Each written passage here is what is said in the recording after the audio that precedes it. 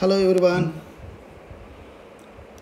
Hope all of you are in a safe and sound position, and I'm sure all the cadets who are being promoted to class 12th now you want to know many things in biology which are unknown to you.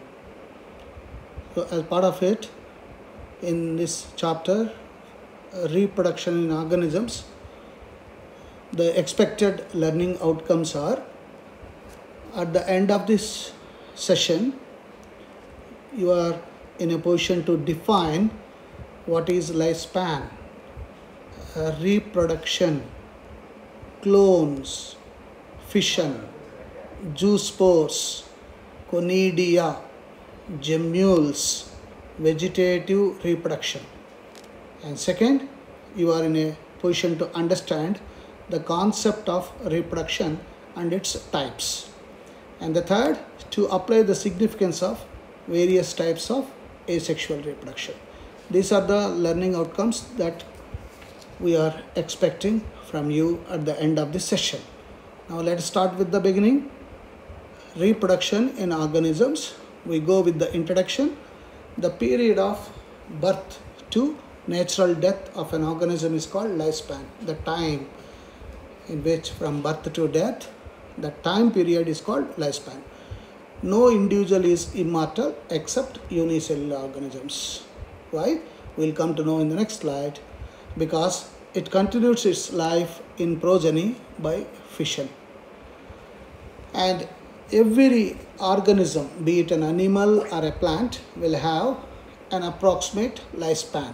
Like as you are seeing on the slide, an elephant will live 60 to 70 years, a rose 100 years, a dog for 15 years, and a banana plant 2 to 4 years, a cow 20 to 25 years, and look at that, the banyan tree 400 years, a turtle 100 to 150 years, a horse 30 years, a crocodile 60 years, a honeybee just 30 days, and a butterfly just 1 to 2 weeks, and a small sparrow 5 years, a parrot 140 years, and the rice plant 3 to 7 months, as most of the sons of farmers know it, and the crow that we see every day will have a lifespan of 15 years. The continuity of life on earth is achieved by a process of reproduction. Now let's define what is reproduction. Basically, it's a biological process in which an organism gives rise to young ones or offsprings. It enables the continuity of species generation after generation. We say perpetuation of species. And this has two types, depending upon whether gametes, that is sex cells or reproductive cells, are involved, or somatic cells or body cells are involved in this. If body cells or somatic cells are involved, and through them if the reproduction takes place, then we call it asexual reproduction. So it is the reproduction by a single parent without formation of gametes, no involvement of gametes. Whereas in sexual reproduction, as I said just now, it's the reproduction in which two parents of opposite sex, male and female sex, involves with the formation and fusion of gametes. Remember, gametes are the sex cells or reproductive cells. So asexual reproduction, in which body cells or somatic cells are involved with a single parent, goes like this. The offspring developed by asexual reproduction is the exact copy of the parents. They are genetically identical because the offsprings are coming from the same parent. Hence they are termed as clones. Remember this, clones. So clones are having same genetically identical offsprings. Asexual reproduction is common in unicellular organisms, in plants and in animals having simple organization. So the asexual reproduction in turn will have further types. One of the most common types is fission. Fission means breaking up of the body. If the body of an organism breaks and the broken parts gives rise or develop into a whole organism, and that process we call it fission. And when an organism breaks into two parts and both the parts develop into two different organisms or two similar organisms, then we say binary fission. So the single cell of organism of kingdom Monera, Protista, reproduced by simple cell division called binary fission. The cell divides into two halves, each half develops into new adult. Look at amoeba in the picture. First, to start with, you can see single amoeba, and inside the single amoeba you can see the nucleus breaking into two halves. And as you all know, in class 11th, breaking of nucleus is called karyokinesis. Karyon means nucleus, kinesis means breaking up of nucleus. You can see in the second picture clearly the nucleus is getting broken. And in the third picture you can see the nucleus has completed its process of breaking. Karyokinesis is over, and then cytokinesis started. Means cyto means cytoplasm, kinesis again breaking. So breaking of cytoplasm has started, hence cytokinesis.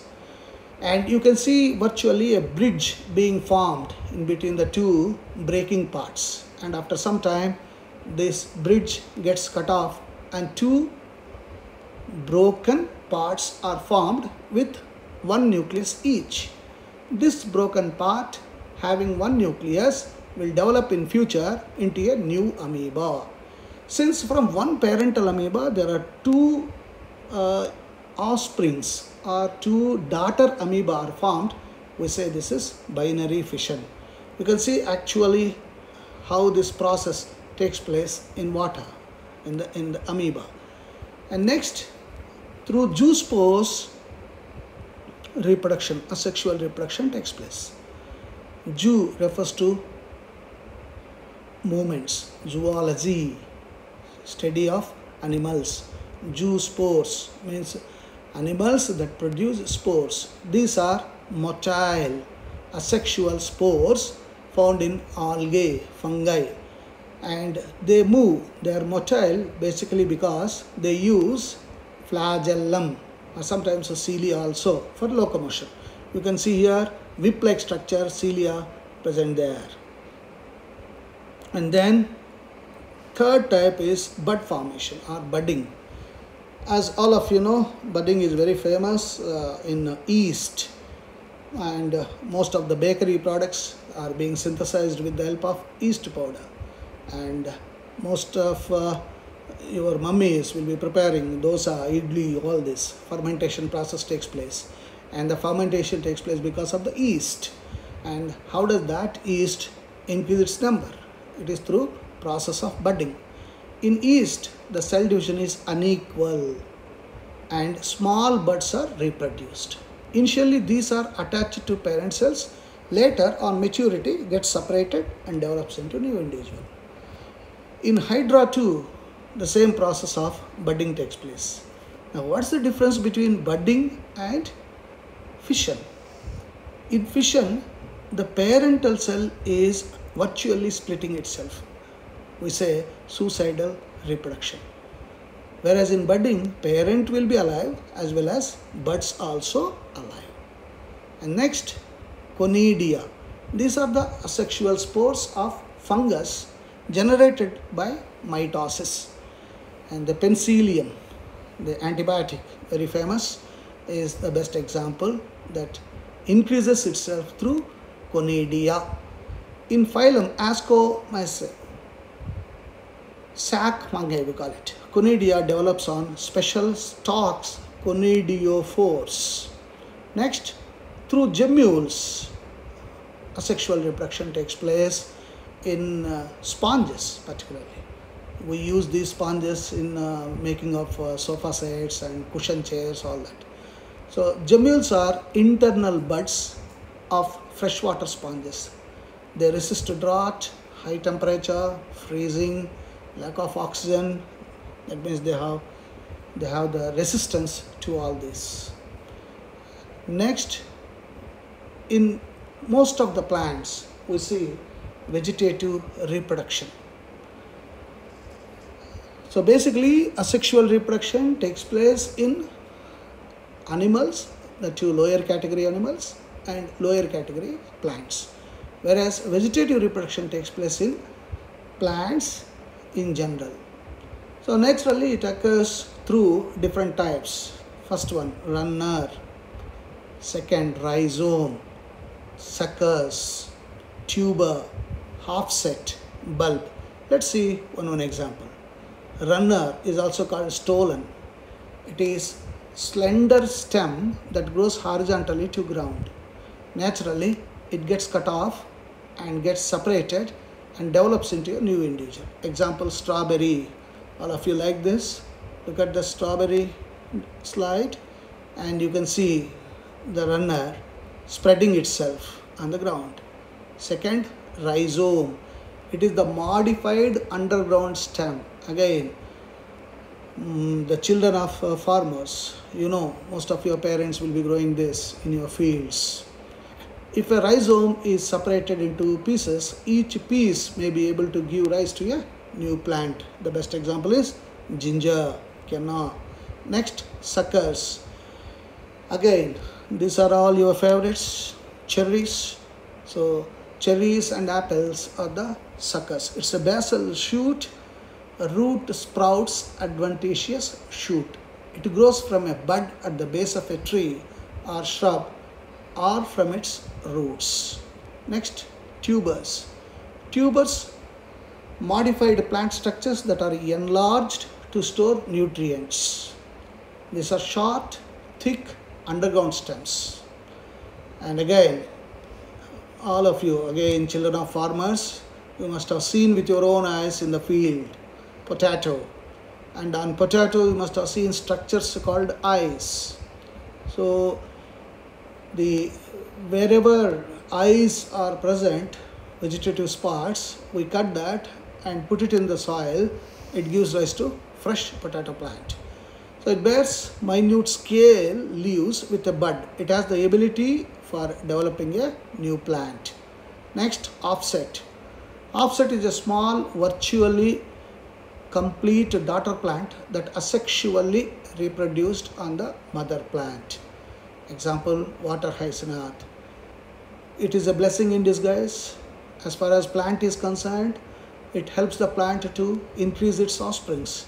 But later on we'll come to know that for us, for all the human beings, this fellow will give us some trouble. What's that? We'll see next.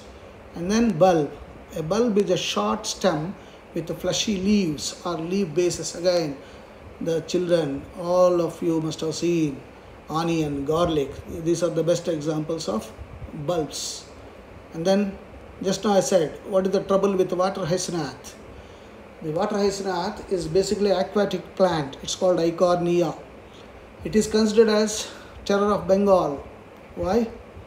It was first introduced in India because of beautiful flowers and shape of the leaf, but with all the beauty, it creates problem, I said. What is the problem? Look at that.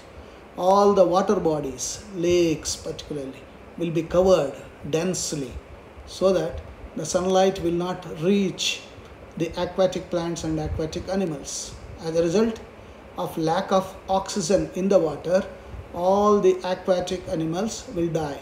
Hence, sooner or later, the lake gets polluted. So it causes water pollution. It rapidly reproduces by vegetative method.